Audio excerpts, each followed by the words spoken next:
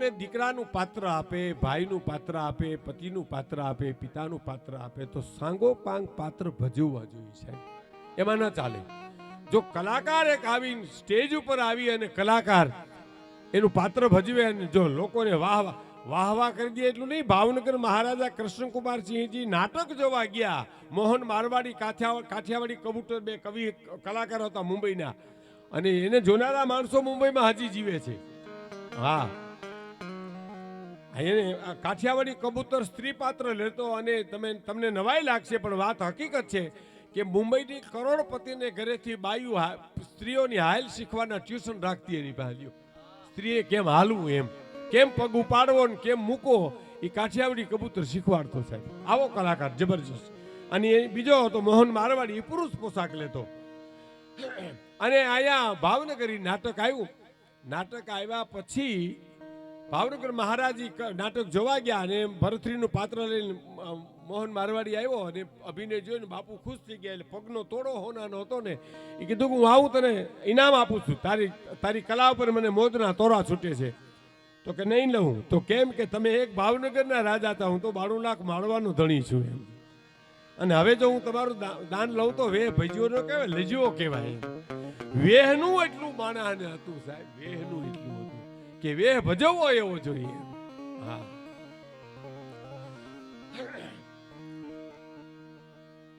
અને ઘણા માણસોને આમ આવેશ આવી જાય ને, એની એક વાત કરી દઉં. હું એક નાટક જોવા ગયા, બે જણા, ગોપીચંદ ભરતરીનું, એને અડધે નાટક પૂગ્યું ને ત્યાં વેરાગ આવી ગયા બેયને. ક્યાં તો જગત મિથ્યા છે ને આમાં તો કોઈનું નથી ને આમાં નથી ભાઈ કોઈનું, કોઈનો બાપ નથી. અને મારા અડધું નાટક પૂરું કરીને હો ને ઘેરે બે ગયા કે તો હું ભિક્ષા લઈ આવું. પિંગલા પાસે ગયા હતા ભરતરી એમ, અને તો હું મારે ઘેરેથી લઈ આવું. અને મારા અડધી રાતે બાયુને કીધું કે ભિક્ષા દે. મેં આ કે તમને થયું હું? તો કે બોલો માં કાંઈ જવાબ આપોમાં, રજા દઈ દો બસ અમને. વેરાગ ફૂટી નીકળ્યા હટાણે. ભાવનગરની જ ઘટના હિંગોલદાનભાઈ કહેતા.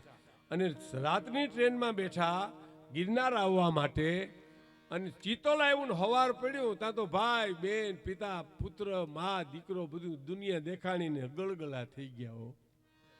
એક જણે બીજાને કીધું મારો ચકુડો માર્યા વિના હુહે નહીં હો.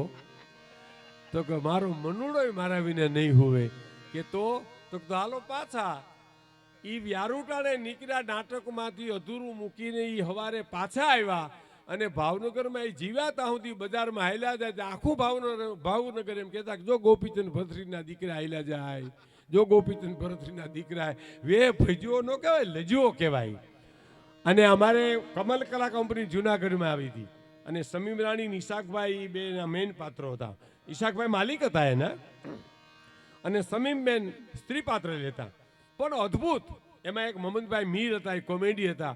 અને અમારે રાણાભાઈ ગઢવી ત્યાં પીએસઆઈ, એટલે અમે કાળવા ચોકમાં અમે 2-4 ગઢવીના દીકરાઓ અમે રાણાભાઈને કહીએ અમારે જવું નાટક જોવા. એ પીએસઆઈ એટલે અમને આગળ બેહાડી દઈએ અને અમે નાટક જોવા જઈએ. એમાં રામવાડાનું નાટક સાહેબ, અને છેલ્લે લાખુબેન નું પાત્ર સમીમ રાણી લેતા. લાખુબેન તો હેમાળ પાસે હમણાં સુધી ગામમાં થોડા વર્ષ પહેલા જ ગુજરી ગયા, હમણાં સુધી હતા. કલ્પના કરો સાહેબ, જે બેન જીવતી હોય, જીવતા ભાઈના રાહડા સાંભળતી હોય, એ બેનને કેટલો ફોરો થતો હોય છે, કલ્પના કરો સાહેબ. હે, અને લાખુબેન છેલ્લે રાહડો ગાતા ગાતા પડી જાય અને નાટકનો પડદો પડી જાય છે. હો, પણ એ ગાતા નાટકનો, એ રામવાળનો નાટકનો એને પ્રથમ ભાગી પોતાની વાવડી, પછી રે ભાગ્યા એને ગાયકવાડી ગામ રે કાળુબાના કુંવર આવડા રે બારવટા નોતા ખેલવા. અરે પછી રે ભાગ્યા એને ગાયકવાડી ગામ રે કાળુબાના કુંવર આવડા રે બારવટા નોતા ખેલવા.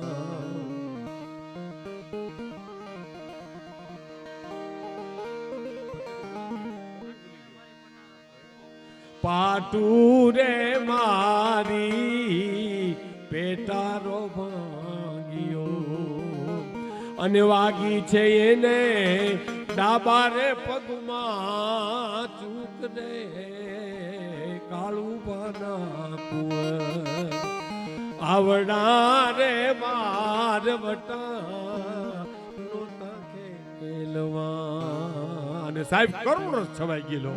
અમારી હાજરીની વાત કરું, જોયેલો પ્રસંગ તમને કહું છું. હે અને પછી તો પગ રે રે પાક્યો ને પીડા ઉપડી. આજ ભાંગી છે મારા મામેરાની છાપ રે કાળું પાના કુંવર. આજ મારા મામેરાની છાપ ભાંગી અને આમ સ્ટેજ ઉપર પડી ગયા અને પડદો પડી ગયો. સાહેબ નાટક પૂરું થયું. અમે બધા જઈ અને ઈશાકભાઈને મળ્યા, એના પતિને.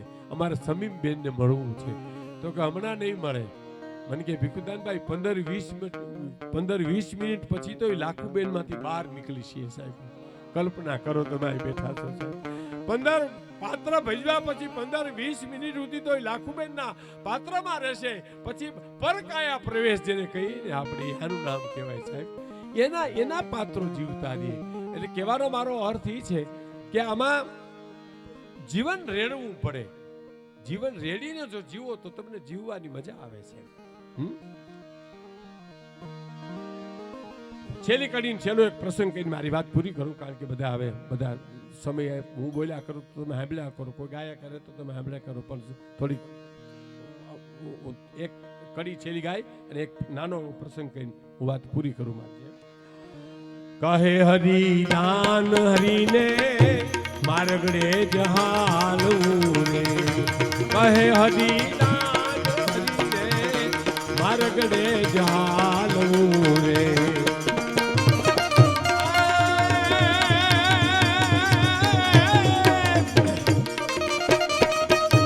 હરિને હૃદયમાં રાખી હરિરૂપ થાવું. હરિના ભજનને માટે માળે ન જાવું. માળે ન જાવું અયું હે માળો બનાવું. હરિના ભજનને માટે માળે ન જાવું. હરિના ભજનને માટે માળે ન જાવું. મારું હયું હેમાળો બનાવું.